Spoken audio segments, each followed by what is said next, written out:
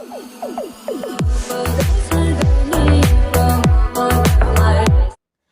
Guys, welcome back to our channel. இன்னைக்கு என்ன video பார்க்க போறோம்னா லொல்லு ஃபேக்ஸ் சேனல்ல இருந்து விஜய் லாஸ்ட் ஸ்பீச் தான் பார்க்க போறோம். ஏன்னா இந்த எலெக்ஷனுக்காக ஒரு கொடுக்குற லாஸ்ட் ஸ்பீச் இதுதான். ஸோ நாளைக்கு எலெக்ஷன்.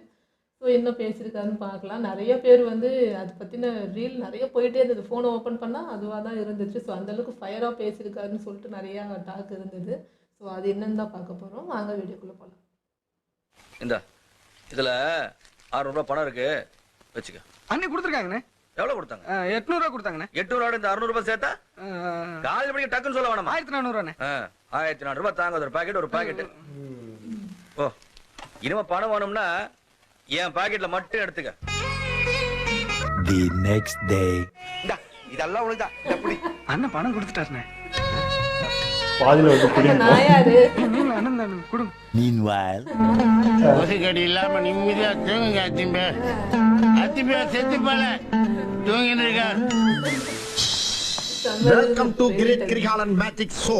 அலை கடலான திரண்டு வந்து ஆர்ப்பாட்டமே இல்லாமல் இங்கு அமைதியாக அமைந்திருக்கிறது என் ரசிக பெருமக்களே, உங்கள் எல்லோருக்கும் என் அன்பார்ந்த முதல் வணக்கம். எது பெருசுன்னு அடிச்சு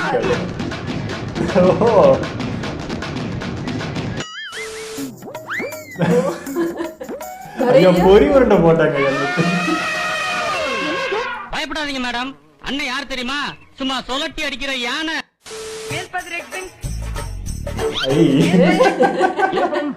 பார்த்தேன், காலைல தான் பார்த்தேன்.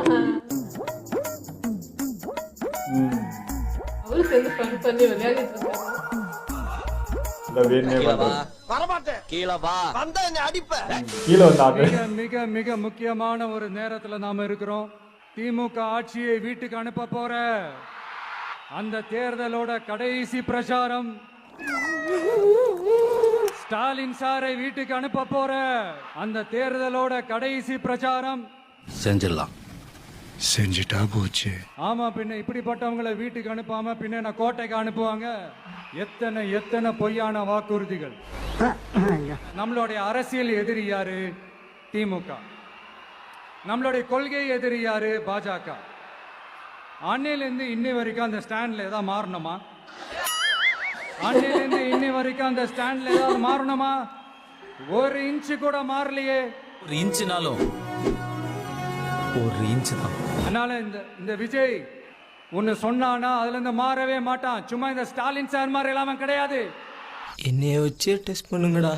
ஒரு பக்கம் கதர் வேஷம் போட வேண்டியது, இன்னொரு பக்கம் காவி வேஷம் போட வேண்டியது. ஏணி சின்னத்துல ஒரு குத்து, என்ன சின்னத்துல ஒரு குத்து. திமுகவுக்கும் பாஜகவுக்கும் ஒரு அண்டர் கிரவுண்ட் டீலிங் இருக்குது. எப்ப சொன்ன? கிட்டத்தட்ட ஒரு 1.5-2 வருஷத்துக்கு முன்னாடி சொன்ன. அவர் தானங்க எனக்கு தொழில் சொல்லி கொடுத்த குரு. இந்த தேர்தல்ல திமுக தோக்க போறது உறுதி. கொந்தளிச்சாதீங்க, பொறுமையா கடப்பிடிங்க. தோத்துட்டு அந்த ஆஃப்டர் எலெக்ஷன்ஸ் அந்த எஃபெக்ட் என்னவா இருக்கும்னு இப்பவே சொல்றேன். போய் மோடி அவர்கள் காலையும் அமித்ஷா அவர்கள் காலையும் திமுக விழுதா இல்லையான்னு பாருங்க. பார்த்தாலே தெரிகிறது. தெரிகிறதா?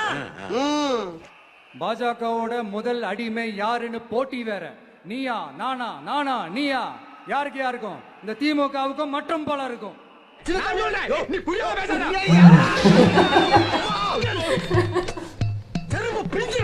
ஸ்டாலின் சாரும் இந்த மற்றும் பலரும் ஒன்னா சேர்ந்துக்கிட்டு இந்த கருத்து கணிப்புன்ற பேர்ல நிறைய அந்த கடுப்புல விட்ட கணிப்பெல்லாம் விட்டுக்கிட்டு இருக்காங்க. அதுல திமுக 300 சீட்டு ஜெயிக்குமா, மற்றும் பலர் 700 சீட்டு ஜெயிக்குமா? யோ, எங்கயா இருக்கு இத்தனை சீட்டு?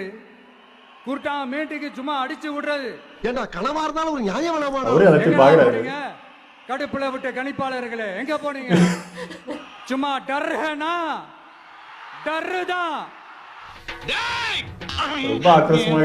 நம்ம வீட்டு புள்ள விஜய், நம்ம வீட்டு புள்ள விஜி அப்படின்னு சொல்றதெல்லாம் உங்க காதுல விழலையோ?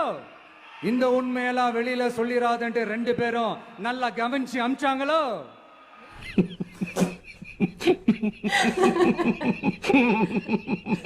கருத்து கணிப்பு, கடுப்புல விட்டு கணிப்பு, என்ன கணிப்பு என்ன விட்டாலும் திமுகவும் இந்த மற்ற பலரும் மண்ண கவ்வ போறது உறுதி. அதனால மக்களே, உங்க எல்லாரையும் கையெடுத்து கும்பிட்டு கேட்கிறேன். ஸ்டாலின் சார் கிட்ட இருந்து நம்ம தமிழ்நாட்டை காப்பாத்தி ஆகணும். திருந்திங்கடா கண்ணு, திருந்திங்கடா, திருந்திட்டு ஒரு தமிழ்நாட்டில் ஒரு சாதனை பண்ணுங்கடா கண்ணு, சாதனை பண்ணுங்கடா கண்ணு. அடுத்து ஏதாவது ஒரு பிரச்சனைனா விஜய் வெளியவே வர மாட்டாராம். இது யார் சொல்றா? இந்த மற்றும் பலர் கட்சியில ஒருத்தர் இருக்கிறார்ல, 10 தடவை தோத்து போனாரு, இன்னமும் திருந்தாத ஒருத்தர், அவரு சொல்றாரு, ஐயா அனுபவசாலி அவர்களே, இந்த சேலத்துக்கு பக்கத்துல இருக்கிற அந்த தொகுதியில மட்டுமே போய் பதுங்கிக்காம தமிழ்நாட்டுல வேற ஏதாவது ஒரு தொகுதியில நின்னு உங்களால ஜெயிச்சு காட்ட முடியுமா? ஒரு பாஜக மந்திரி ஒருத்தர் சொல்றாரு, விஜய் என்னப்பா, விஜய் நடிங்க, விஜய் நடிங்க, விஜய் நடிங்க, விஜய் நடிங்க. ஆமா நான் நடிகன், யார் இல்ல. இப்போ என்னடா உனக்கு? என்னப்பா வாடா போடா மரியாதை கூப்பிடுறது? உனக்கு என்னடா மரியாதை? யாரா? என்னமோ இவர் என்னமோ புதுசா கண்டுபிடிச்ச மாதிரி. ஆனா நான் அரசியலுக்கு வந்துட்டு நடிக்கல, அரசியல் நான் நடிக்கல.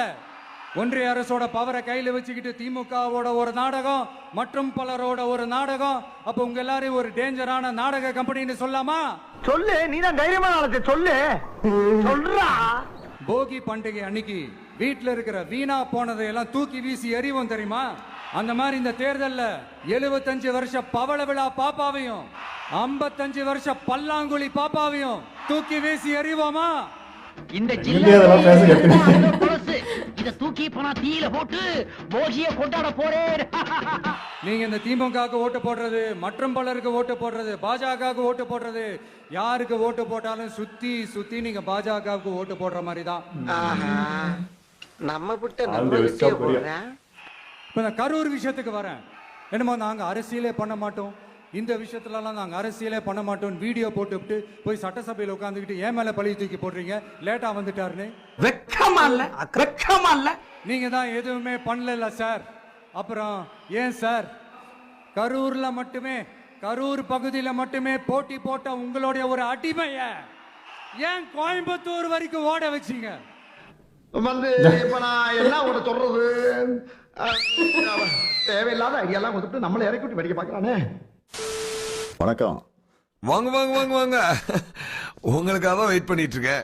எல்லாரும் எப்படி இருக்கீங்க? தேர்தல் பிரச்சாரம் பரபரப்பா போயிட்டு இருக்கு. தமிழ்நாடு பூரா நான் மக்களை சந்திச்சாலும் இந்த வீடியோ மூலமா சில விஷயங்களை உங்ககிட்ட மனசு விட்டு பேசணும்னு நினைக்கிறேன். நல்லா பாரு, மனசு விட்டு பேசு. 2021ல இதே மாதிரி ஒரு சட்டமன்ற தேர்தல். அந்த சமயத்துல சில பேரு ஸ்டாலின் இஸ் மோர் டேஞ்சரஸ் தென் கருணாநிதினு சொன்னாங்க. அச்சுச்சோ, அவரா பயங்கரமான வராச்சே, அவர்ல கொஞ்சம் ஜாக்கிரதையா இருங்கப்பா அப்படின்னு சொல்லுவா. கலைஞரோட என்னை எப்பவுமே ஒப்பிட முடியாது. அவரை நான் அப்பான்னு கூப்பிட்டதை விட தலைவர்னு கூப்பிட்டதும் அதிகம். ஆமா, இது உங்க வீட்டுல மட்டும் தான் நடக்குது. தமிழ்நாட்டை வஞ்சிக்க நினைக்கிறவங்களுக்கும் நம்மளோட வளர்ச்சியை தடுக்க நினைக்கிறவங்களுக்கும் நான் என்னைக்குமே டேஞ்சர் தான். ஐயோ, நீங்க ரொம்ப டேஞ்சர் போல்த. நம்ம கிட்ட காசு இருந்தா எடுத்துப்பாங்க, நிலைமை இருந்தா பிடிங்கிப்பாங்க. ஆனா படிப்பு மட்டும் யாராலையும் உங்ககிட்ட இருந்து எடுத்துக்கவே முடியாதுன்னு ஒரு சினிமா வசனம் இருக்கு. அது 100க்கு 100 உண்மை.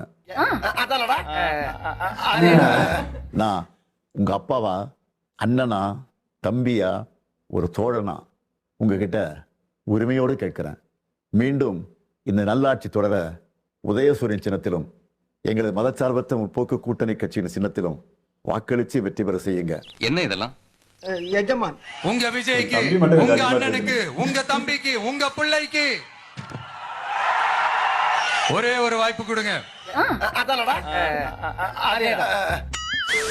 The people of Tamil Nadu hate BJP. You hate BJP or not? No. You hate BJP or not? People don't want BJP.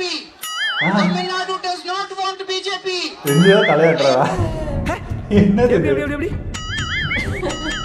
நல்லா கண்டு காட்டுற. பழைய திமுகவை இந்தியா திரும்பவும் பார்க்க வேண்டியிருக்கும்.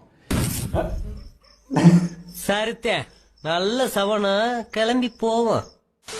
சூப்பரா இருந்ததுங்க வீடியோ. விஜய் சார் என்னது இது வேற லெவல்ல இருக்கே அப்படின்ற மாதிரி இருந்தது. பயங்கர ஃபயரா இருந்தது. இது வரைக்கும் நான் ஸ்பீச் எல்லாம் பார்த்துருக்கேன் தான், அது ஒரு லிமிட்ல இருக்கும். இது இன்னமும் தெரியல, ஒரு மாதிரி ஆக்ரோஷமா இந்த மாதிரி இருந்தது. உள்ள இருந்து மொத்தத்தையும் என்ன சார் உள்ள இருந்த விஜய் வெளியே வந்துட்டாரு அப்படின்ற மாதிரி ஒரு ஃபீல் இருந்தது. வேற மாதிரி பார்த்தேன் இன்னைக்கு, செம்மையா இருந்துச்சு. ஆமா, இத்தனை நாள்ல வச்சு செஞ்சது எல்லாத்தையும் இன்னைக்கு அவரு ஓப்பன் அப் பண்ணி அவரு ஸ்டைல்ல ஒரு பதில் கொடுத்து எல்லாம் பயங்கரமா இருந்துச்சு.